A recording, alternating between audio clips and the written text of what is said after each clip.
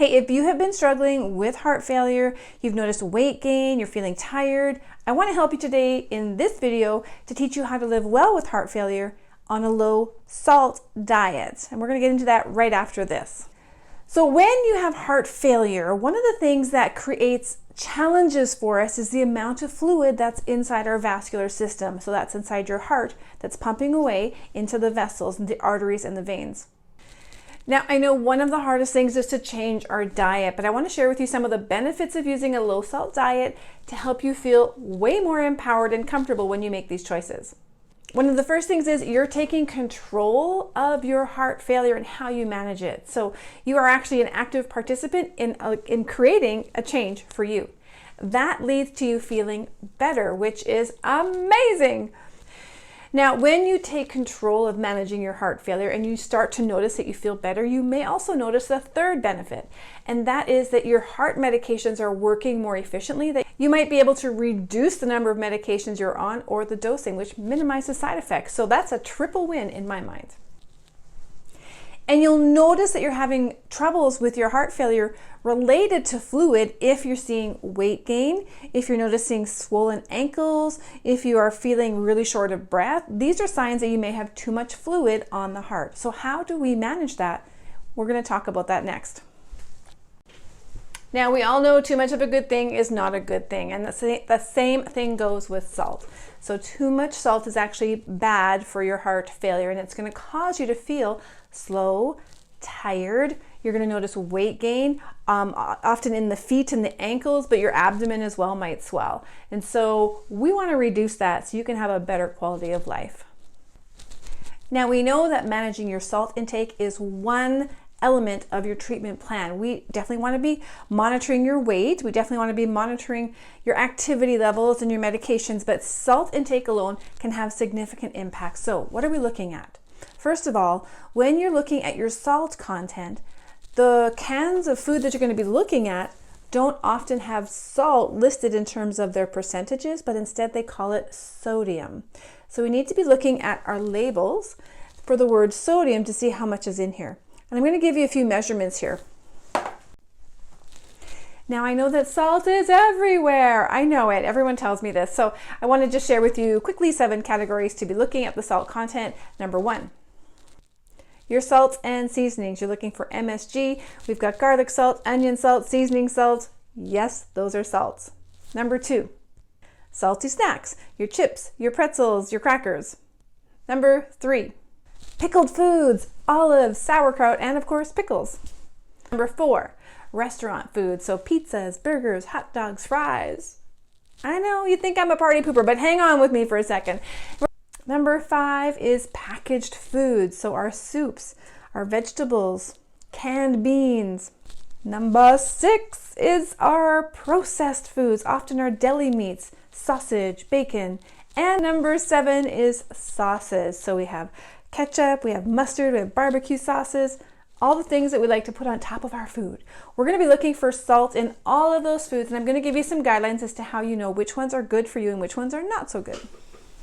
Now, consider salt to be like a sponge. The more salt you have in your blood vessels, the more water it's going to hold. And the more water you have, the more work your heart's going to have to do. Now listen, I know it can be super hard to eat a low salt diet because for me, salt is like a food group. I love salt, but I notice the difference in my body when I have too much. So let me know below and share your tips on the foods that you have found that have been lifesavers for you in terms of having a low salt diet to support your heart health. Now, you're strongly encouraged to maintain a few parameters, and I have a couple numbers here on the board. In a day, it's 2,300 milligrams, which is equal to 1 teaspoon of salt. If you're looking at your labels to identify what food is good for you, it's preferential to choose an item that has less than 200 milligrams per serving. So now let's look at some labels. So quick tips to get rid of salt in your diet. Remove the salt from your cooking. You don't need salt in the water.